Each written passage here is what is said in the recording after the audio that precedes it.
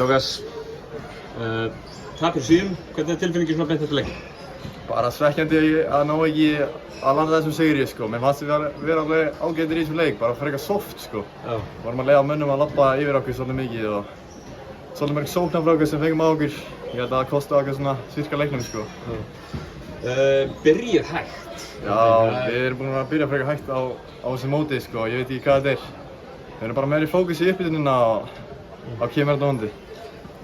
Tapaði bolta sem er að gera það var eins og var bara lay-up lína hann í fyrsta leikluta en svo skrúið hausinn á og eru miklu betri þú veist, annan, þriðja og fjórða leikluta þá eru bara fullum tíu við það. Já, einmitt, við byrjuðum í eitthvað að mér fannst einhver svæðispressa sem við svona svolítið pönugum í en við náðum alveg að finna frekar góða leiðir út úr þessu í aðeins seinni leiknum.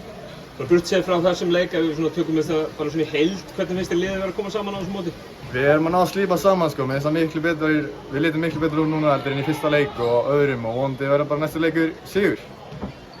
Finnarnir, næstir, mér skekar ekki, það er frídagur á morgun, þið eru væntanlega með eitthvað skipulagt fyrir þann dag? Já, það er eitthvað ferð í Stockholm held ég sko. Já. Það er bara eitthvað gaman og njóta þess að vera hérna allir saman sko.